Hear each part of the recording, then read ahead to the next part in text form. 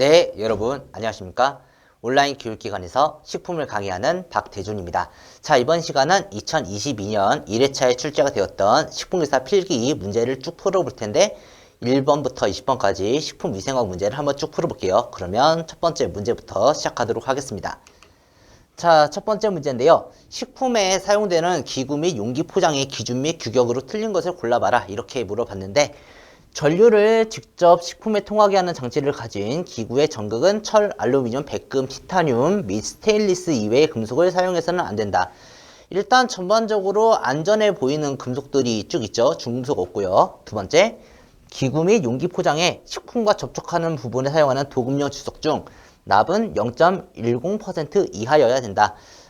납의 존재가 좀 걸리긴 합니다. 근데 0.1%라면은 뭐 이 정도라면은 꽤 없지 않을까 생각도 드네요. 자, 그 다음 세 번째. 기구 및 용기 포장 제조 시 식품과 직접 접촉하지 않는 면에도 인쇄를 해서는 안 된다. 자, 근데요, 생각을 해보면 식품과 직접 닿는 부분에는 그냥 깨끗하잖아요? 근데 그 부분도, 직접 접촉하지 않는 면에도 인쇄가 안 돼 있으면 이건 무슨 식품인지 이거를 알아볼 수 있을까요? 그냥 폴리에틸렌 그냥 봉지에다 집어넣고 그냥 팔는 경우는 본 적이 없죠? 이게 제일 걸리네요. 저는 3번이라고 생각을 해요. 자, 그리고 네 번째. 기구 및 용기 포장에 식품과 접촉하는 부분의 제조 또는 수리를 위하여 사용하는 금속 중 납은 0.10% 이하 또는 안티몬은 5% 이하여야 된다 라고 되어 있는데, 자, 이거를 생각해 봤을 때요, 2번하고 4번에 있는 납의 비율은 어떤가요? 네, 똑같죠? 그러니까 이거는 맞는 걸로 보이고요. 실제로 찾아보니까 정답은 3번이었습니다. 여러분들이 실제로 식품안전나라 홈페이지 들어가서 공전을 여러 찾아볼 수 있는데 그 중에 하나인 기구 및 용기 포장 공전의 내용은요, 이렇게 적혀 있어요. 기구 및 용기 포장에 식품과 직접 접촉하는 면에는 인쇄를 해서는 안 된다. 이렇게요. 제가 출처를 달아놨으니까 이 부분을 참조하시고 한번 체크를 해주시는 습관 들여주세요. 알겠죠? 법에 대해서는요, 계속해서 개정이 있기 때문에 그 개정 부분은 반드시 체크를 해주셔야 됩니다. 알겠죠? 자, 그러면 이제 두 번째 문제를 보도록 하겠습니다. 자, 두 번째입니다. 다음 중 수용성인 산화 방지제를 골라봐라. 이거는 그냥 이름만 봐도 고를 수 있죠? 바로 끝에 애시드가 붙어 있다. 이렇게 되면 어떨까요? 네, 끝에가 살이니까 물에 녹아서 H 플러스를 내놓고 뭔가의 음이온을 내놓고 라고 생각을 할 수 있겠죠. 물에 녹아서 이온화를 할 수 있을 만한 애는 뭐다? 네, 이런 산종류겠다 라고 생각을 해서 바로 1번을 고를 수가 있을 거예요. 물론 산이라고 해도 소수성 부분이 너무 많아갖고 물에 녹지 않는 그런 산도 있기는 합니다. 뭐 지방산 같은 거. 자, 근데 구조를 보니까 어때요? 아스코브산, 네, 비타민C. 비타민C의 경우는 전반적으로 물에 잘 녹을 만한 OH가 4개나 붙어 있네요. 그러니까 어떤가요? 이거는 물에 잘 녹겠죠? 근데 2번과 3번과 4번은 어떻습니까? 봤더니 OH가 있어요. 물에 녹기는 하겠네요. 여기도 OH, 여기도 OH. 전반적으로 물에 잘 녹을 수는 있어 보이긴 하는데 일단은 OH의 수가 현저히 적죠. 그리고 또 요런 거, 요런 거, 이런 거, 이런 거. 물에 비교적 잘 녹지 않은 소수성 부분이 되게 큽니다. 그렇기 때문에 물에 잘 녹지 않을 확률이 얘보다는 훨씬 더 크겠죠. 그러니까 물에 잘 녹는 것보다 1번 아스코브산 뿌리다 라고 볼 수가 있습니다. 물론 여러분들이 직접 구조를 보거나 외울 필요는 없어요. 이거는 그냥 식품 첨가물에 대해서 찾아보면 다 나오는 내용이거든요. 하지만 구조를 한 번 정도는 눈여겨보는 것이 여러분들이 향후에 식품화학을 기반으로 해서 여러 가지 접근을 할 때 되게 편리한 방법이 될 거예요.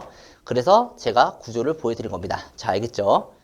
자, 그러면 이제 세 번째 문제를 보도록 하겠습니다. 세 번째 문제예요.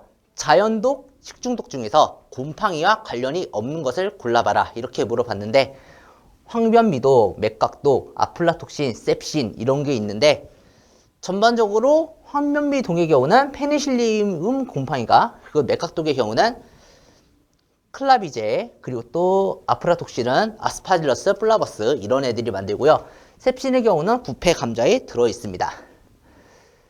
자, 그래서 황면미도 페니실리움, 자, 죄다 페니실리움 속에 그런 곰팡이가 만드는 그런 독인 거를 확인할 수 있어요. 그리고 맥각독은 클라바이스 속, 그리고 또 아플라톡신은 아스파질러스 플라버스. 자, 얘가 가장 유명하죠. 그리고 또 가끔 나오는 거 아스파질러스 파라티커스 이런 애들도 만들 수 있습니다. 그리고 셉신은 부패 감자에서 발견되는 그런 식물 독입니다. 알겠죠? 이렇게 살펴봤고요. 자, 맥각독은 클라바이스 퍼퓨레아 이런 것도 살짝 체크를 해주시면서 이제 다음 문제를 보도록 하겠습니다. 네 번째, 치즈에 대한 기준 및 규격으로 틀린 것을 골라봐라 이렇게 물어봤는데, 자, 자연 치즈는 원유 또는 유가공품에 유산균, 응유효소, 유기산 등을 가해서 응고시킨 다음에 유청을 제거해서 제조한 것이다. 전반적으로 치즈 같은 경우는 물기가 많이 없죠. 물기 많은 치즈 있긴 하지만 그래도 우유에 비하면 현저히 적은 거를 볼 수 있습니다. 유청을 제거했다? 당연히 맞는 얘기다. 두 번째, 모조 치즈는 식용, 유지, 가공품이다. 그러니까 치즈 비슷하게 해서 기름에다가 뭐 집어넣고 만들었다. 이렇게 해서 모조 치즈인 거죠. 이거는 맞는 표현이다. 세 번째, 가공 치즈는 모조 치즈에 식품 첨가물을 가해 유화시켜 가공한 것이나 모조 치즈에서 유리한 유고용분이 50% 이상인 것이다 라고 되어 있는데, 근데 모조라고 하는 거는 치즈라고 볼 수가 없잖아요. 치즈를 가공했으면 가공 치즈인데 모조 치즈는 아예 치즈가 아니죠. 그러니까 3번은 어떻다? 틀렸다. 이렇게 체크할 수 있겠네요. 그리고 네 번째, 모조 치즈는 식용 유지와 단백질 원료를 주원료로 해서 이에 식품 또는 식품 첨가물을 가해서 유화시켜 제조한 것이다. 이게 훨씬 더 적합한 설명이겠어요. 정답은 그래서 3번이다 라고 볼 수가 있겠고요. 실제로 식품 공전에 의하면은 치즈류를 이렇게 정의하고 있어요. 원유 또는 유가공품에 유산균, 응유효소, 유기산 등을 가해서 응고, 가열, 농축 등의 공정을 거쳤다. 앞에 있는 지문이랑 비슷하죠. 두 번째, 가공치즈.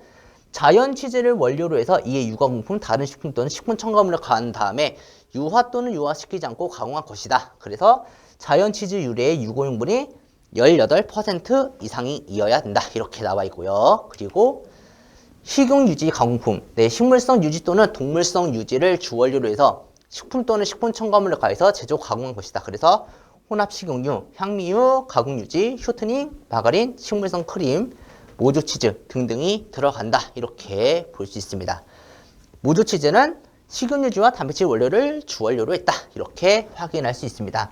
출처는 제가 파란 글씨로 달아놨으니까 한번 식품 공전에 가서 확인해 보시고요. 자, 그럼 이제 다음 문제 보도록 하겠습니다. 다섯 번째 문제예요. 방사선 조사식품에 대한 설명으로 틀린 것을 골라봐라 이렇게 했는데요.